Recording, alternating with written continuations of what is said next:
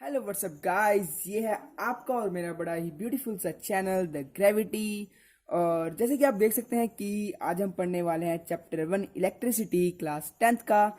तो बेसिकली ये chapter first नहीं है। अकॉर्डिंग टू एनसीईआरटी आपको वहाँ पर मिलेगा। सबसे पहला चैप्टर होगा हमारे पास light reflection and refraction. Second होगा हमारे पास human eye and the wonderful world. And then third chapter is the electricity. लेकिन मोस्टली स्कूल्स में इलेक्ट्रिसिटी को पहले करवा दिया जाता है। इसका एक रीज़न है। अकॉर्डिंग टू मी रीज़न ये है कि क्लास 10th फिजिक्स का सबसे हलवा चैप्टर है इलेक्ट्रिसिटी। हलवा मीन्स सबसे इजी चैप्टर, सबसे सबसे इजी चैप्टर्स। तो गाइज इस चैप्टर में आज हम पढ़ने वाले हैं इंट्रोडक्शन। एंड आज की वीडियो में हम इंट्रोडक्शन में पढ़ेंगे इलेक्ट्रिसिटी हमारी जो डेली लाइफ में कहाँ कहाँ मतलब यूज़ होती है। एंड उसके बाद हम पढ़ेंगे इसका कॉज क्या है, और फिर देखेंगे चार्ज के बारे में थोड़ी सी चीज़ें पढ़ेंगे। सो गाइज टाइम को ना बर्बाद करते हुए स्टार्ट करते हैं आज की वीडियो। गाइज पहले हम करेंगे इंट्रोडक्शन।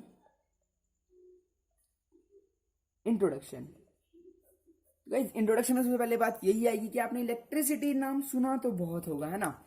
सुना तो बहुत होगा। जैसे कि आप हम स्विच ऑन करते हैं, फैन ऑन हो जाता है। स्विच ऑन करते हैं, टीवी ऑन हो जाता है।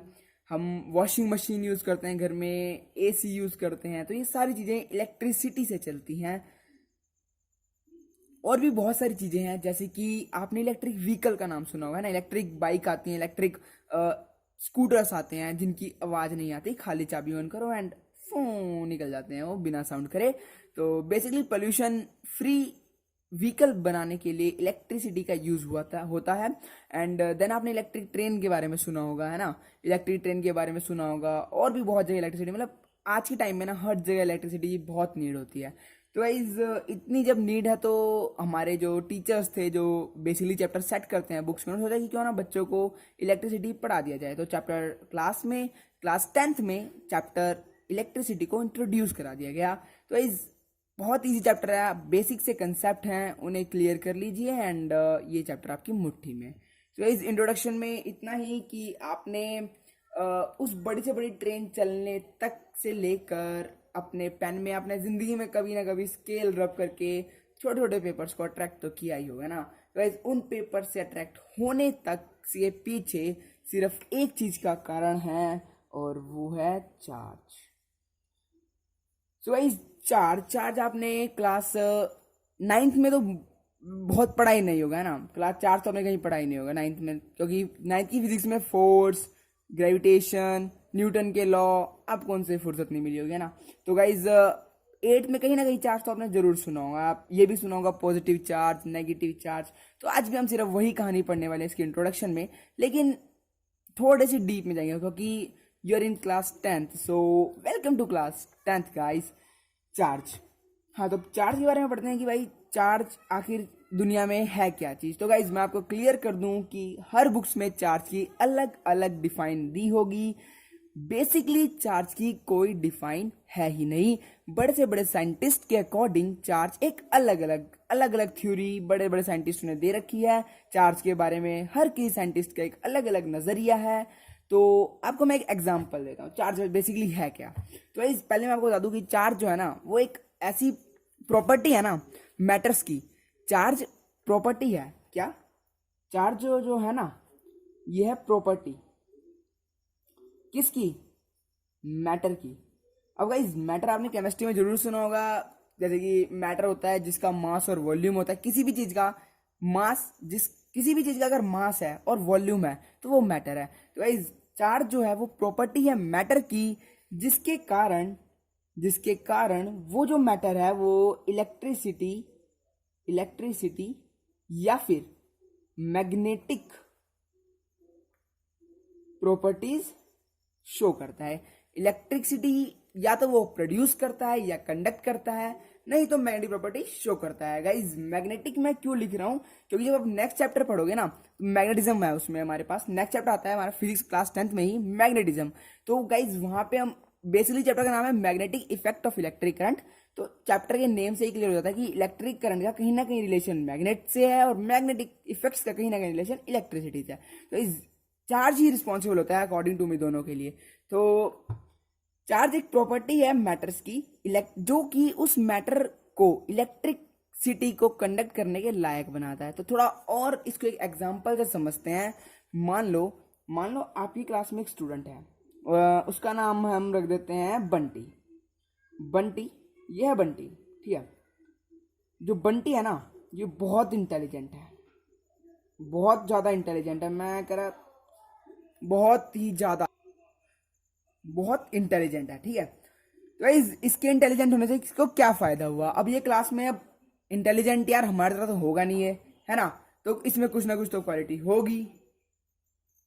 तो इसमें क्वालिटी क्या होगी? इसमें क्वालिटी होगी हमारे पास, बंटी के पास, सॉरी हमारे पास कहाँ क्वालिटी यार, क्वालिटी तो बंटी के पास है इंटेलिजेंट होने की। तो गाइस होता क्या है कि बंटी बहुत इंटेलिजेंट क्लास में होता है। ये इतना इंटेलिजेंट होता है कि इंटेलिजेंट होता है कि जब ये क्लास में जाता है ना, ये क्लास में जाता है तो सबसे पहले ये देखता है कि यार बेंच कौन सा खाली है। तो बंदा पहले बेंच पे बैठता है, लड़ झगड़ के पहले बेंच पे बैठता है। और हम जब क्लास में जाते हैं ना, तो हम देखते हैं यार ये लास्ट बेंच पे क्यों बैठ गया, लास्ट बेंच पे तो मेरी सीट थी।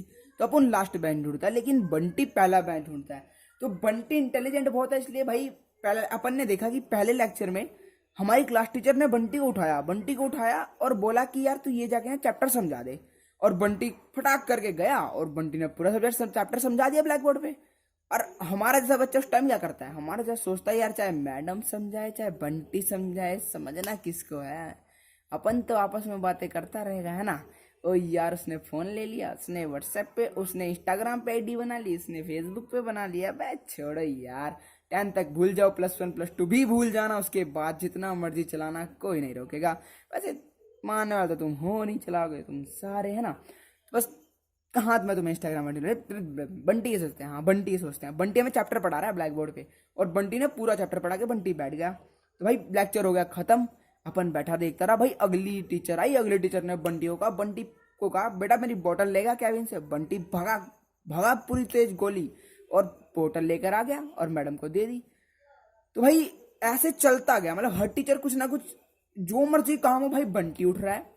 भाई अपन ने देखा, अपन ने पूरा साल देख लिया यार ये हो क्या रहा है।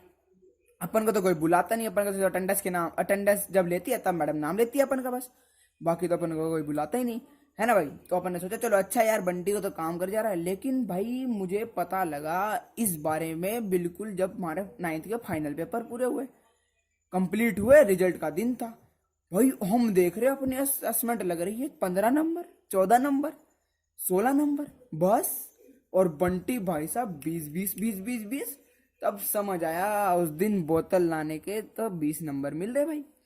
तो हाँ मैं कहाँ बोतल चला गया, तो मैं क्वालिटी बता रहा था बंटी की। हाँ जी, तो बंटी के पास बंटी बहुत इंटेलिजेंस है। तो ये इसकी क्या है, क्वालिटी है, जिसके कारण इंटेलिजेंसी उसकी क्या है, प्रॉपर्टी है, उसकी प्रॉपर्टी है। इंटेलिजेंसी बंटी की प्रॉपर्टी है। तो ये सेम इंटेलिजेंस जो बंटी के पास है, वैसे ही मैटर के पास होता है चार्ज, जिसके कारण वो इलेक्ट्रिसिटी को कंडक्ट कर जाता है। समझ में आया? जैसे बंटी के पास इंटेलिजेंसी की एक क्वालिटी थी और वो किसी को भी अट्रैक्ट कर रहा था अपनी तरफ, मतलब मैडम्स उसको, सारी टीचर्स काम करा रहे थे उससे, क्योंकि सिर्फ और सिर्फ उसकी एक प्रॉपर्टी के कारण, जो कि थी क्या, इंटेलिजेंसी। वैसे ही मैटर के पास एक प्रॉपर्टी होती है चार्ज, जिसके कारण वो इलेक्ट्रिक करंट को कंडक्ट कर देता है या फिर उसे प्रोड्यूस कर देता है। सिंपल सी बात थी, मैटर में चार्ज का ये काम होता है बस। ठीक है गाइस, तो इतनी होगी चार्ज की वो कहानी समाप्त कि यार चार्ज है क्या चीज, है ना। अब डिफाइन इसकी आपको बुक्स में मिलेगी, आप एक बुक देखोगे तो उसमें डिफाइन कुछ और होगी, दूसरी बुक में डिफाइन कुछ और होगी, समझ कुछ आने का नहीं, दिमाग की हो जाएगी दही। तो गाइस सिर्फ इतना क्लियर कर लेना कि जो चार्ज होता है ना, सिर्फ एक प्रॉपर्टी है मैटर की, जिसके कारण मैटर इलेक्ट्रिसिटी को कंडक्ट कर जाता है। तो गाइस इतना सा है चार्ज के बारे में फंडा। अब आप चार्ज के बारे में जो आपको एक एनसीईआरटी बुक मेन बात बताएगी ना गाइस, तो वो बताएगी क्या कि जो चार्ज है ना, चार्ज है। अब जब भी मैं फिजिक्स में क्वेश्चन लिखूंगा ना, तो मैं चार्ज को इतना बड़ा बड़ा नहीं लिख सकता ना, पूरा पूरा चार्ज लिखना पड़ेगा, टाइम अपन के पास होने का नहीं, है ना। तो इतना बड़ा लिखना है। तो एनसीईआरटी के अंदर क्या मिलेगा, एनसीईआरटी तो हर बुक में मिलेगा, बिकॉज ये होता है ना, ये एक इंटरनेशनली सेट किया जाता है, ठीक है। बड़ी बड़ी ऑर्गेनाइजेशन होती हैं जो सेट करते हैं, ये होते हैं इनके ऐसे मतलब कहते हैं ना एक अल्फाबेट जिनसे इन्हें डिनोट किया जाता है। तो गाइस चार्ज होता है ना, चार्ज को हम डिनोट करते हैं किससे? Charge is denoted by letter, capital letter से कर लो चाहे जिस मर्जी से कर लो, कैपिटल लेटर से होता है तो गाइस होता है क्यू। तो गाइस चार्ज जो होता है वो क्यू से डिनोट होता है। और गाइस आपने ये तो सुना ही होगा, there are two types of charge, there are two types of charge, है ना, टू टाइप्स ऑफ चार्ज। तो गाइस कौन कौन से दो टाइप होते हैं आपको ये भी पता होगा। तो गाइस वो दो टाइप होते हैं, पॉजिटिव एंड नेगेटिव, है ना गाइस, दो तरह की चार्ज होते हैं, पॉजिटिव और नेगेटिव। तो गाइस एनसीईआरटी में आपको एक और लाइन मिलेगी कि एक इलेक्ट्रॉन के अंदर, ये जो होता है ना, ये इलेक्ट्रॉन का साइन होता है, एक इलेक्ट्रॉन के अंदर 1.6 इंटू 10⁻⁻19 कूलम चार्ज होंगे। ये बात आपको एनसीईआरटी देगी। और गाइस इसका थोड़ा डीप में पढ़ेंगे तो हम ये पढ़ते हैं कि इलेक्ट्रॉन में इतना चार्ज होता है और एक प्रोटॉन में प्लस 1.6 इंटू 10⁻⁻19 कूलम चार्ज होता है। अब कोई सोचेगा यार ये दो कैसे आ गए, तो भाई इन प्लस माइनस टेंशन लेने की जरूरत नहीं है। इलेक्ट्रॉन पे नेगेटिव चार्ज होता है इसलिए उसे नेगेटिव नंबर दिया जाता है, और प्रोटॉन पे प्लस का चार्ज होता है तो उसे प्लस में गिना जाता है। इतना डिटेल में जाने की आई थिंक 10th के लिए जरूरत नहीं है, बस एक अंडरस्टैंडिंग के लिए, है ना, कि प्लस माइनस का रोल क्या है। तो इतना इसमें दिया जाता है। तो आपको पहला क्वेश्चन क्या पूछता है, एनसीईआरटी में चार्ज से रिलेटेड सिर्फ एक क्वेश्चन है, और वो क्वेश्चन क्या है, क्वेश्चन में लिख देता हूं, find the number of electrons in 1 coulomb of charge, तो गाइस ये पूछता है आपसे एनसीईआरटी में पहला ब्लूप्रिंट क्वेश्चन होता है ये, find the number of electrons in 1 coulomb of charge. तो गाइस जिसे आता है तो वो सॉल्यूशन कर सकता है, वीडियो पॉज करो और सॉल्यूशन इसका कर दो, और नहीं आता तो कोई बात नहीं, पहला क्वेश्चन है, पहला ही न्यूमेरिकल है, तो मैं अभी बताता हूँ आपको। तो गाइस आपने अभी ऊपर क्या पढ़ा, आपने अभी यहाँ क्या पढ़ा, मैं यहां से हिंट लूंगा तो मैं देखूंगा 1.6 इंटू 10⁻⁻19 कूलम चार्ज में कितने इलेक्ट्रॉन है, 1 इलेक्ट्रॉन है। यही तो बात हुई ना, ये 1.6 माइनस हटा दो यार, माइनस प्लस माइनस के फंडे में जाने की लोड नहीं है अभी, क्योंकि 10th तक यार इतनी जरूरत नहीं होती, आप इतना डीप नहीं जाएंगे। +2 में कहीं प्लस माइनस की लोड पड़े तो पड़ती है, 10th की according to my experience plus minus की यहाँ पे लोड नहीं है। तो सेम बात लिखी हुई है, ये लिखी हुई है। अगर मैं ऐसे कहूँ 1 कूलम में कितने इलेक्ट्रॉन होंगे, मेरे को इलेक्ट्रॉन तो बताने हैं, तो 1 कूलम में होंगे कितने, 1.6 इंटू 10⁻⁻19 इलेक्ट्रॉन्स, इतने होंगे। थोड़ा सॉल्व करूंगा तो मैं बन जाएगा भाई ऊपर 10⁻19 अपॉन में 1.6, बन जाएगा कि नहीं बन जाएगा, बन जाएगा, है ना। इसको मैं ऐसे भी लिख सकता हूँ, इसका एक दे दूंगा 10, इसे 10 टू द पावर कर दूंगा 18 अपॉन में कर दूंगा 1.6। अपन ये कर सकता है। जब इसे सॉल्व करेंगे ना गाइस तो कुछ ये ऐसा आएगा, 6.25 into 10 to the power 18 electrons. ये देखिए गाइस ये आ चुका है 1 कूलम चार्ज में 6.25 into 10 to the power 18 electrons होते हैं, बिल्कुल होते हैं।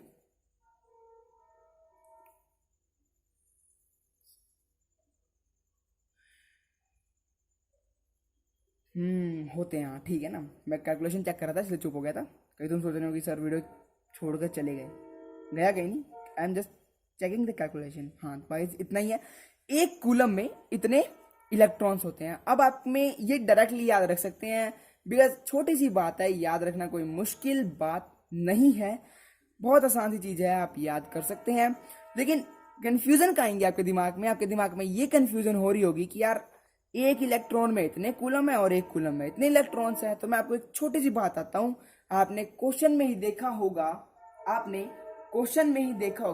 कि नंबर ऑफ इलेक्ट्रॉन्स पूछा है, तो गाइस नंबर जो होते हैं ना, जो नंबर होता है, जैसे नंबर है ना, तो गाइस नंबर कभी भी माइनस में नहीं होगा, नंबर कभी भी माइनस में नहीं होगा। जैसे तो ये तो 10⁻⁻19 था, मैं मल्टीप्लाई माइनस आ रहा है मेरा ऊपर, है ना, तो नंबर तो माइनस में कभी हो ही नहीं सकता। अब आप थोड़ी किसी को ये कहोगे यार मेरे पास 1000 रुपये हैं, कहोगे आप लोगों को, है ना, ये थोड़ी होगा मेरे पास -1000 रुपये। जैसे कि मान लो ड्रेस का एग्जाम्पल, मेरे पास -15 ड्रेसेज हैं। अब गाइज -15 क्या होता है, मेरे पास 15 ड्रेसेज हैं, है ना, यही तो कहेंगे हम। तो वैसे ही यहाँ पे नंबर ऑफ इलेक्ट्रॉन्स क्या कहेंगे हम, प्लस वाला कहेंगे। जैसे 6.25 × 10⁻18 ये प्लस है, तो ये नंबर ऑफ इलेक्ट्रॉन है। नंबर ऑफ इलेक्ट्रॉन किस में होंगे, ये कूलम में होंगे, है ना गाइज। और चार्ज क्या है, अब एक तो पॉजिटिव तो नंबर आ गया, मतलब नंबर ऑफ इलेक्ट्रॉन्स, और अब दूसरा चार्ज ही बताया, तो सिंपली बताया मैं 1.6 × 10⁻19 कूलम होंगे एक इलेक्ट्रॉन में। अब गाइज कूलम क्यों लिखा है मैंने, कूलम क्यों लिखा है, तो गाइज मैं बताना चाहता हूँ कि जो चार्ज होता है ना, जो चार्ज होता है हमारा, इसकी एसआई यूनिट जो होती है ना, एसआई यूनिट वो होती है कूलम। कूलम डिनोट करते हैं इसको हम सी से। तो गाइज कूलम इसलिए पढ़ा है क्योंकि एक साइंटिस्ट हुए थे हमारे पास जिनका नाम था A.J.D कूलम, ठीक है। तो उन्होंने क्या करा, चार्ज के बारे में ना डिटेल स्टडी कर दी, पूरे चार्ज के बारे में बिल्कुल डिटेल स्टडी करी उन्होंने, ठीक है। तो जिसके लिए क्या हुआ, उनके ऑनर में ना चार्ज की एसआई यूनिट को कूलम रख दिया, ठीक है गाइज। तो अकॉर्डिंग टू मी ना, चार्ज के बारे में सिर्फ इतना ही फंडा है एनसीईआरटी के अंदर। एनसीईआरटी सिर्फ इतना ही बताएगी आपको चार्ज के बारे में, और मतलब कि एनसीईआरटी क्या यार, कोई और बुक पढ़ोगे वो भी, क्योंकि ये जो होता है ना, ये बेसिक है चार्ज के बारे में। अब गाइज कॉज ऑफ चार्ज भी होता है ना कॉज ऑफ चार्ज भी होता है। तो कॉज ऑफ चार्ज जब आप पढ़ोगे तो वो कुछ नहीं है यार, उसमें एग्जांपल आपका दिया हुआ, इबोनाइट रोड को मैंने सिल्क रोड से रब किया, तो उन्होंने क्या करा, चार्ज को एक्सचेंज करा। इबोनाइट के पास इलेक्ट्रॉन क्या करे, इबोनाइट ने सिल्क क्लॉथ को चार्ज जो है, इलेक्ट्रॉन जो है वो ट्रांसफर करे, इबोनाइट पे पॉजिटिव आ गया, सिल्क पे नेगेटिव आ गया। ऐसे ऐसे कुछ एग्जांपल्स होंगे, तो उनकी भी पढ़ने की कोई जरूरत नहीं है, वो सिर्फ आपको समझाने के लिए होते हैं, और इतना उनका कोई फंडा नहीं होता। तो अब क्या बात आती है, अब आती है गाइस बात कि चार्ज से करंट बन गया, है ना, चार्ज से करंट बनता है, ये उस टाइम नहीं पता था, है ना, जब कूलम ने इसकी स्टडी करी तो नहीं पता था। इसके बाद क्या पता लगा गया, इसके बाद पता लगाया गया और ये देखा गया कि सिर्फ कुछ कुछ जो चीजें हैं ना, उनमें ही चार्ज ट्रांसफर हो रहा है, उनमें ही चार्ज ट्रांसफर हो रहा है। तो उस चीज को उन्होंने क्या नाम दिया, उस चीज को नाम दिया इन्होंने कंडक्टर्स, कंडक्टर्स और इंसुलेटर्स, है ना, इंसुलेटर्स। वैसे कंडक्टर्स क्या होते हैं और इंसुलेटर्स क्या होते हैं, तो इसके बहुत बढ़िया क्वेश्चन बनता है, difference between conductors and insulators. नहीं मिलेगा, पर हमें बेसिक तो क्लियर करना है ना, अपने अपने बेसिक कंसेप्ट को क्लियर करना है, इसलिए अपन करेगा वह difference between conductors and insulators. Guys इसमें सबसे सिंपल जो हम क्वेश्चन करते हैं ना, अपन सबसे सिंपल अपन क्या करता है, अपन कंडक्टर्स ऐसे लिख लेते हैं ना, टेबल में लिख लेते हैं, आसानी से आपको समझ आएगा, है ना। गाइस जो कंडक्टर्स होते हैं ना, ये वो होते हैं जो कि अब तो नाम से पता लग रहा है यार, कंडक्ट यानी कि जो इलेक्ट्रिसिटी को कंडक्ट कर जाते हैं वो कंडक्टर्स होते हैं, और इंसुलेटर्स होते हैं, या फिर इनको हम क्या कहते हैं, बैड कंडक्टर्स। ज्यादा फर्क नहीं है कंडक्टर्स और बैड कंडक्टर्स, इंसुलेटर और बैड कंडक्टर्स कुछ सेम बात है ना। और कंडक्टर्स, तो जो कंडक्टर्स होते हैं ना, कंडक्टर्स होते हैं, पहला लाइन तो जब आप डिफ्रेंशिएशन करोगे ना इनकी, तो पहला लाइन तो ये लिखेंगे कि conductors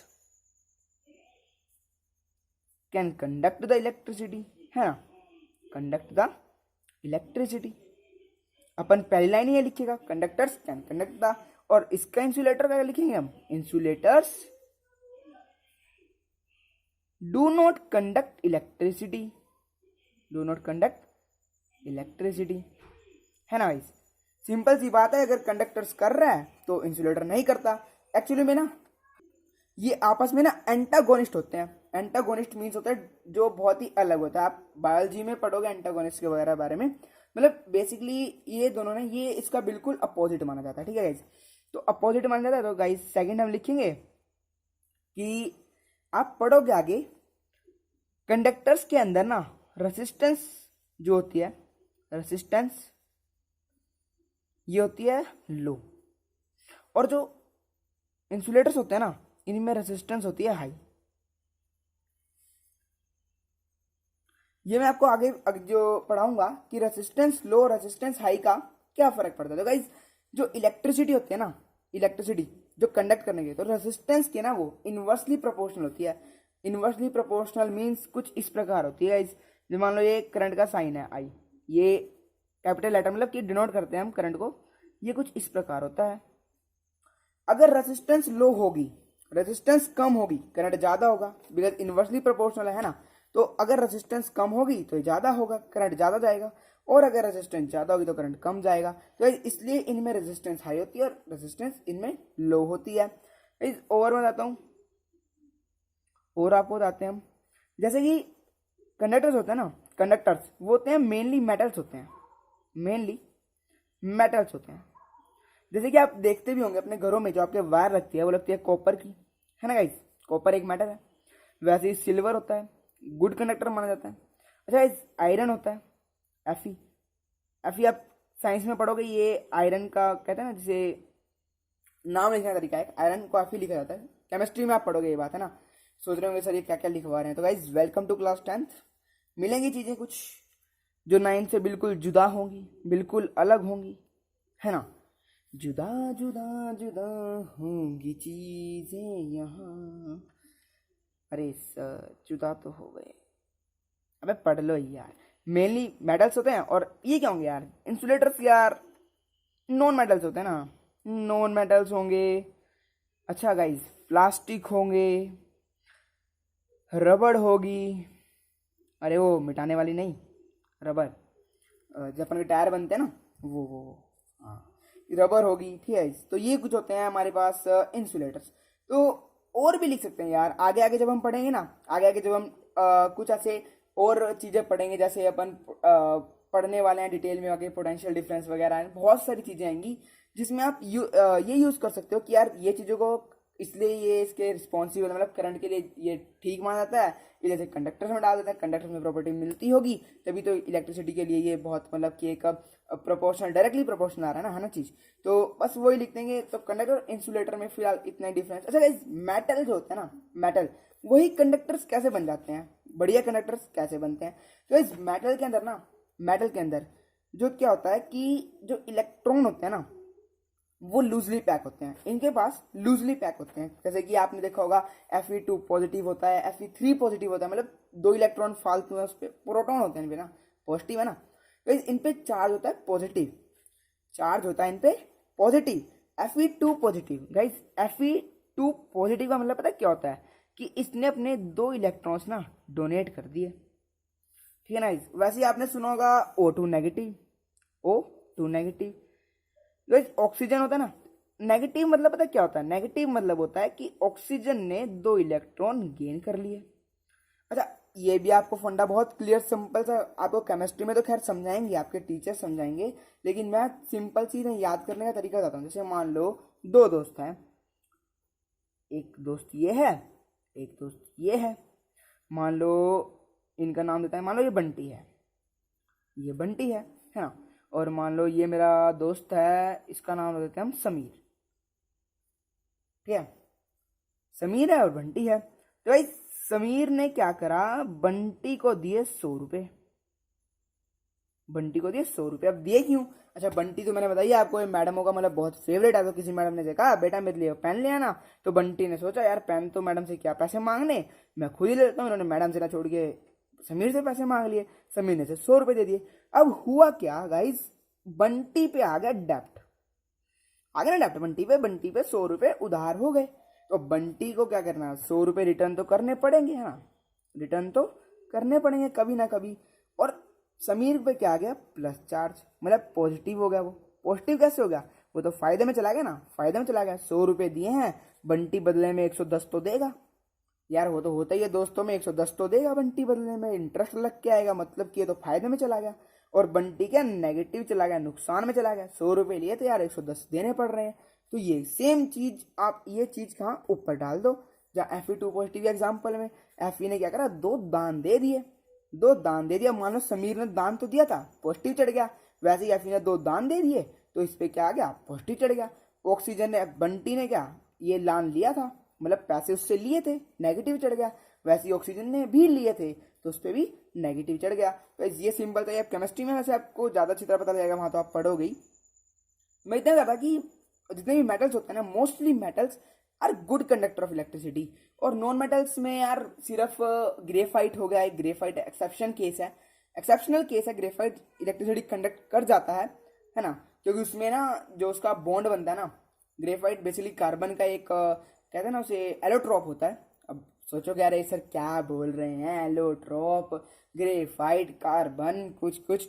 guys welcome to class 10th। मैं दोबारा रिपीट कर रहा हूँ, ये बहुत बहुत ही मजा आने वाला है क्लास 10th में आपको। मतलब कुछ एक अलग ही, मतलब कहते हैं ना फिजिक्स की एक अलग ही लेवल पे पहुंचने वाले हो आप।